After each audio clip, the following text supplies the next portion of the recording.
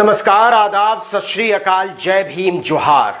मेरा नाम है नवीन कुमार। एक सवाल पूछना चाहता हूं, देश संविधान से चलेगा या मनुस्मृति से चलेगा, जातिवाद से चलेगा, दलितों पिछड़ों के अरमानों को मनुस्मृति के आधार पर कुचलने से चलेगा?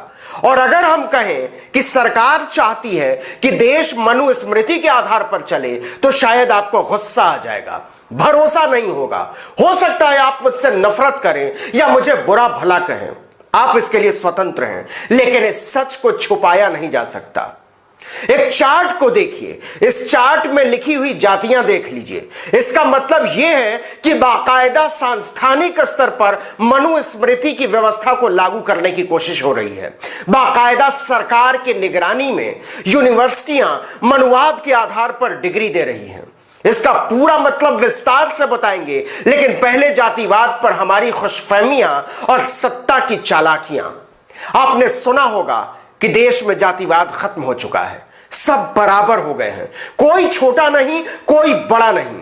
संविधान का आर्टिकल 14 इसकी गारंटी देता है, लेकिन यह सच नहीं है। हमारी सामाजिक व्यवस्था और सरकारी नियत ने इस गारंटी को पुर्जा बनाकर उड़ा डाला है। और ऐसा हम नहीं कह रहे हैं, खुद सरकार की बनाई हुई व्यवस्था कह रही है, सरकार की योजनाएं कह रही हैं और सरकार का इंतजाम, उसकी बंदोबस्ती कह रही है। इसे समझने से पहले मनुस्मृति को समझना होगा। मनुस्मृति क्या कहता है? मैं सुनी सुनाई बात नहीं कर रहा। यह देखिए, मेरे हाथ में मनुस्मृति है। इस मनुस्मृति के ये देखिए, इसका पहला अध्याय है। इस पहले अध्याय में क्या लिखा हुआ है, इसमें मैं पढ़ के सुनाता हूं आपको। इसमें लिखा हुआ है कि सृष्टि की सुव्यवस्था तथा उसका भली प्रकार से संचालन करने के लिए परम तेजस्वी ब्रह्मा जी ने शरीर के 4 अंगों मुख, बाहु, उरु तथा चरण की तरह सभी लोगों को 4 वर्णों में ब्राह्मण, क्षत्रिय, वैश्य और शूद्र में बांटा तथा उनके अलग अलग कर्मों को निर्धारित किया। क्या बात है! उन्होंने ब्राह्मणों के लिए जो 6 कर्तव्य निर्धारित किए हैं, सोचिए जरा। वे हैं वेदों को पढ़ना, उन्हें दूसरों को पढ़ाना, यज्ञ करना, यज्ञ कराना, दान देना और दान लेना।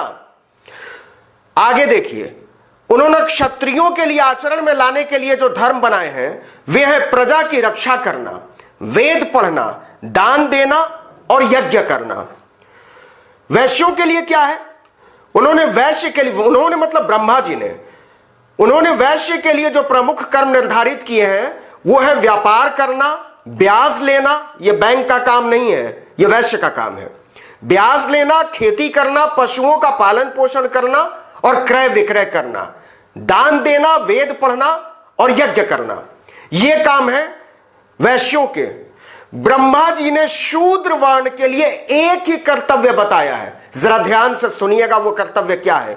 ईर्ष्या तथा द्वेष से परे रहते हुए तीनों वर्णों ब्राह्मण, क्षत्रिय और वैश्य की सेवा करना।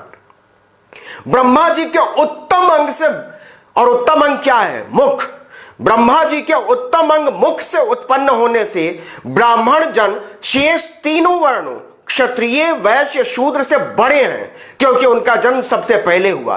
ब्राह्मण वेद को धारण करने से इस संसार में सर्वश्रेष्ठ माने गए। अतएव शेष तीनों वर्णों को उसके द्वारा किए गए विधान को मानना चाहिए और उसको पूज्य समझना चाहिए। यह मनुस्मृति में लिखा हुआ है। लेकिन क्या यह व्यवस्था किसी यूनिवर्सिटी में लागू हो सकती है? क्या यह किसी कॉलेज में लागू हो सकती है? क्या इसके आधार पर कोई डिग्री दी जा सकती है? आप कहेंगे ना, लेकिन उत्तर प्रदेश का एक कॉलेज कह रहा है हां, मनुस्मृति के आधार पर डिग्री दी जा सकती है।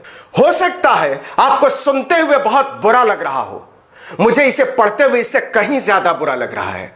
लेकिन क्या सरकार की कोई व्यवस्था, वो भी शिक्षा व्यवस्था, मनुस्मृति के आधार पर चल सकती है? आप कहेंगे सवाल ही गलत है। मैं चाहता हूं कि यह सवाल गलत हो जाए, लेकिन ना तो मेरा सवाल गलत है और ना ही मेरी समझदारी। आपको झटका लगेगा। उत्तर प्रदेश के सुल्तानपुर जिले के हनुमानगंज कस्बे में एक कॉलेज है, रिवार्ड स्नातकोत्तर महाविद्यालय यानी पीजी कॉलेज। मतलब यह उत्तर प्रदेश का उच्च शिक्षा संस्थान है। यह कॉलेज राम मनोहर लोहिया अवध विश्वविद्यालय फैजाबाद से संबंध है, मतलब उसकी डिग्री देता है। इस कॉलेज ने भारत सरकार की कौशल विकास योजना को साकार करने के लिए छात्रों से आवेदन मांगे हैं। और आवेदन का आधार क्या है? जाति, खुलेआम। जी हां, जाति के आधार पर दाखिले के लिए आवेदन 21वीं सदी के भारत में नई शिक्षा नीति के जमाने में। क्या लिखा है जरा ध्यान से सुनिएगा।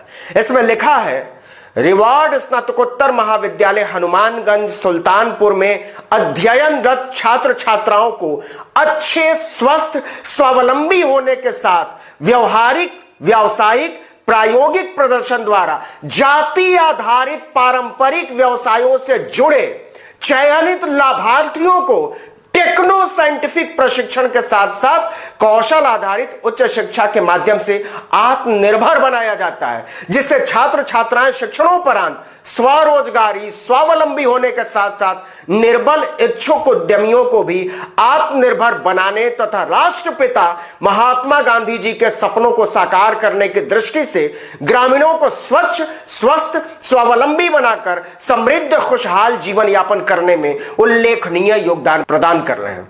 क्या बात है।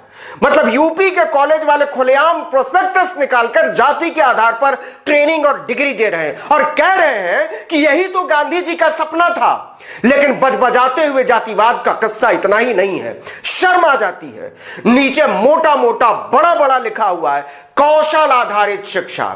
दाहिनी तरफ गांधी जी का चश्मा भी लगा रखा है, जिसमें लिखा है कि स्वच्छ भारत, दूसरे में लिखा है स्वस्थ भारत और नीचे स्वावलंबी भारत।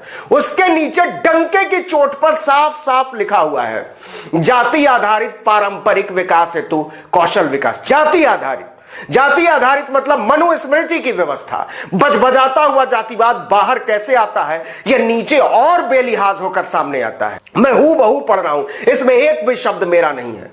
यादव क्या करेगा? मिल्किंग।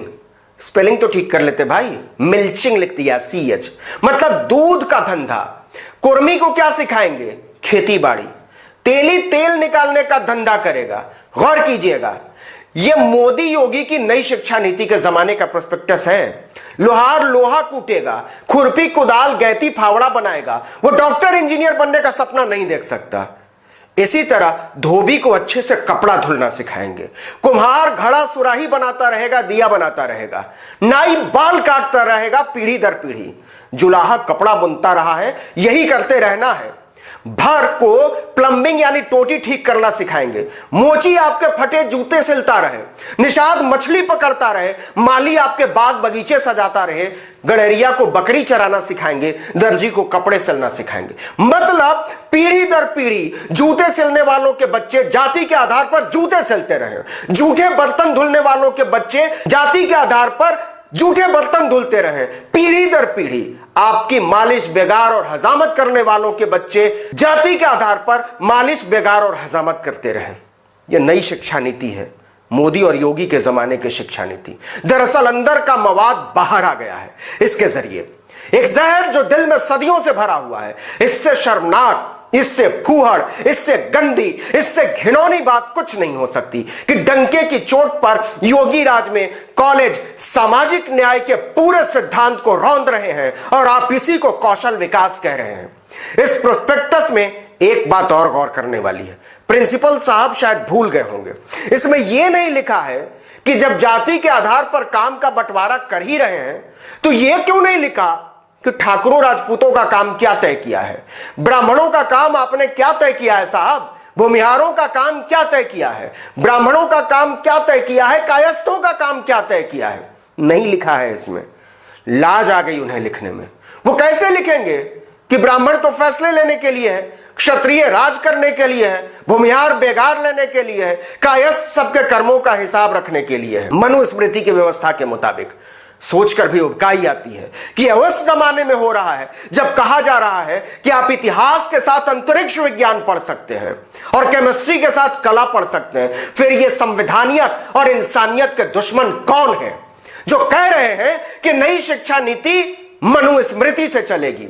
कौन है जो कह रहे हैं कि मोची के बच्चे जूते सिलते रहें, कहारों के बच्चे बर्तन धुलते रहें, नाइयों के बच्चे बाल काटते रहें, धोबियों के बच्चे कपड़े धुलते रहें? कौन है जो जाति के आधार पर डिग्री दे रहे हैं? यह सीधे सीधे जाति उत्पीड़न का मामला है। ऐसा करने वालों की जगह जेल है, लेकिन वो कॉलेज चला रहे हैं। इस वीडियो में इतना ही, लेकिन अगर आपने अब तक आर्टिकल 19 इंडिया को सब्सक्राइब नहीं किया है तो नीचे जाकर फौरन कर दीजिए, लाइक जरूर कीजिएगा, कमेंट कीजिए और हमारे वीडियोस को साझा कीजिए, शेयर कीजिए। नमस्कार।